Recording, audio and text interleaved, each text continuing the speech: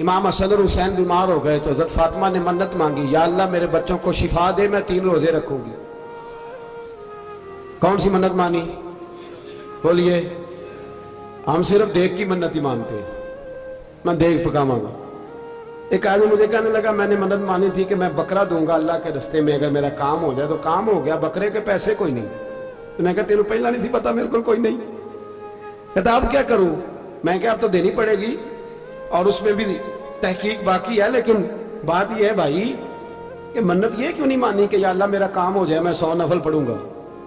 جو بھی منت مانگتا ہے وہ دیکھ کی مان لیتا ہے، بکرے کی منت ہی مانتے ہو، یہ کیوں نہیں منت مانتے کہ یا اللہ میرا کام ہو جائے تو میں پورا قرآن شریف ختم کروں گا؟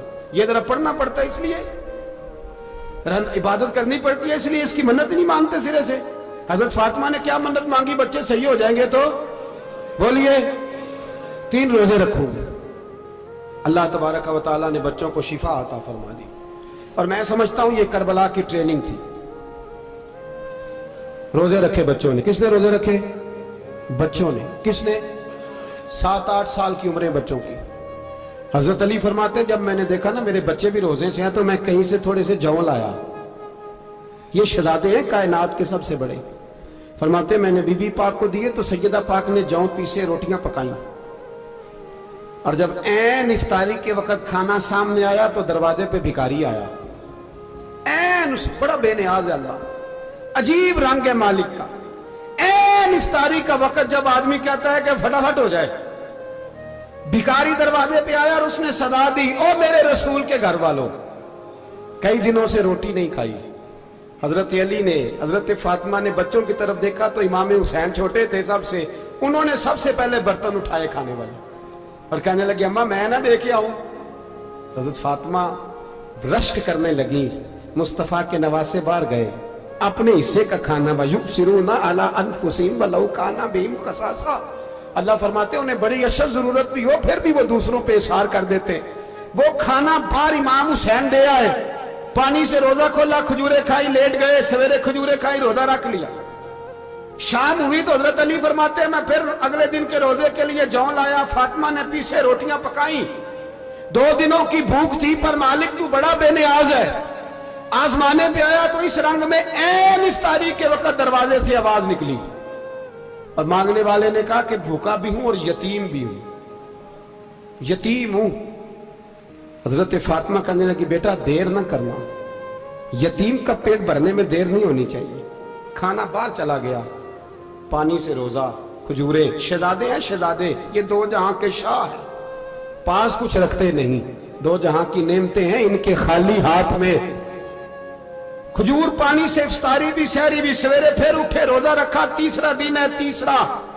ذرا دل پہ ہاتھ رکھنا، بچہ ایک رات بھوکا ہو تو اماں سوتی نہیں، اور میں کہا کرتا ہوں اماں فالج والی ہو نا، فالج والی ماں، فالج زدہ، تو آدھی رات کو اس کا بیٹا جوان کہے تھوڑی بھوک لگی ہوئی تھی تو اماں کو رینگنا بھی پڑے تو وہ رینگ کے بھی جاتی ہے، روٹی پکاتی ہے، کہتے ہیں میرا لال بھوکا نہ سو جائے۔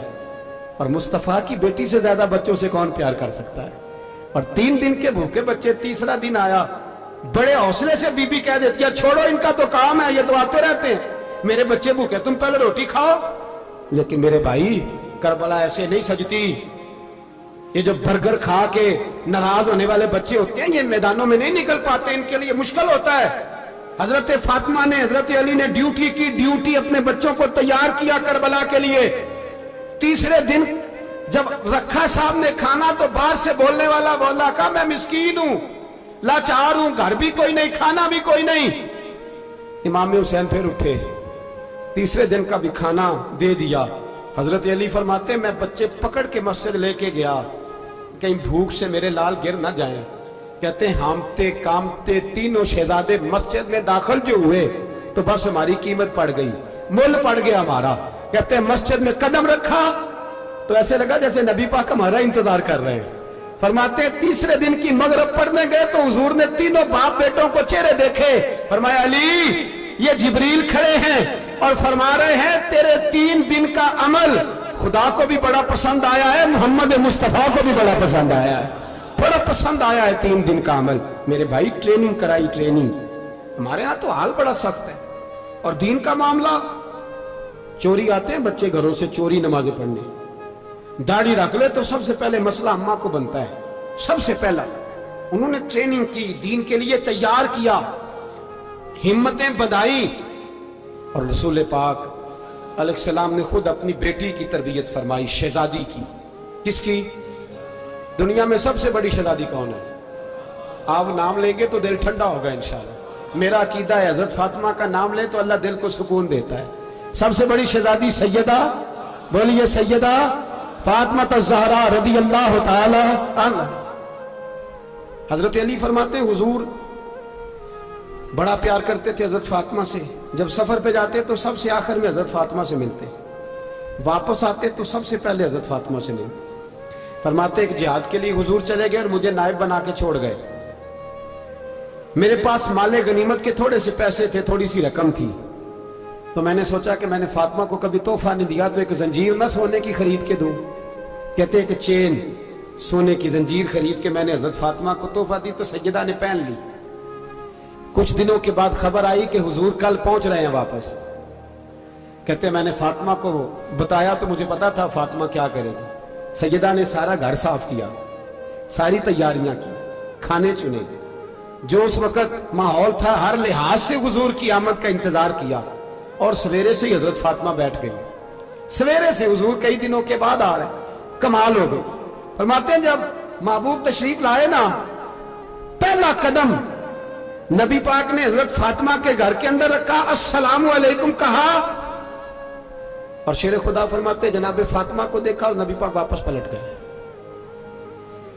कहते मैं नहीं था घर में, मैं वापस आया, बीबी साहबा ने बताया और मैंने देखा कि फातिमा इस तरह रोती है कि मैंने ऐसा रोते कभी देखा ही नहीं। फातिमा हुआ क्या का पता करो। हुजूर चले गए, पर बगैर मिले ही चले गए। कहती है मैं मस्जिद गया, मैंने कहा ऐसा क्या हो गया कि इतना महबूब बगैर मिले रुखसत हो गए। मैं मस्जिद गया और जाकर के मैंने देखा तो नबी पाक की मस्जिद के कोने में बैठे। मैं करीब बैठा, मैंने कहा या रसूलल्लाह फातिमा बड़ा रो रही है, क्या हुआ? कहते नबी पाक की आंखों में भी आंसू आ गए, हुजूर भी रोए। पता है नबी पाक ने क्या फरमाया? ये तरबियत है, इस तरह करबला सजती है। रसूल पाक अलैहिस्सलाम ने फरमाया वो मेरी बेटी होके सोना पहनती है। हर औरत के लिए जायज है, कई किलो भी पहन ले तो शरीयत मना नहीं करती। हुजूर ने फरमाया मेरी बेटी होके सोना पहनती है। अगर फातिमा भी सोना पहनेगी तो उम्मत की गरीब बेटियां किसके तरीके पे चलेंगी? गरीब बेटियां किसके तरीके? जो बाप मजबूर होके 12 बंदों के साथ बेटी को रुखसत करेगा वो कह तो सकेगा ना मैं उस तरह शादी कर रहा हूं जिस तरह मुस्तफा ने फातिमा की थी, वो कह तो सकेगा ना। लेकिन अगर ये भी सोने पहनेगी तो फिर नक्शे कदम कैसे मुतय्यन होंगे? हजरत शेर खुदा वापस आए, कहा फातिमा ये तेरी चेन रसूल पाक को पसंद नहीं आई। ये भाई ये हकीकतें समझो। जब बच्चों के माहौल के अंदर ये रंग, कैसे बेटियां ससुराल में जाके गुजारा करेंगी जब तू जान ही नहीं छोड़ रहा, जब तू उनको तरीका सलीका सिखा ही नहीं रहा?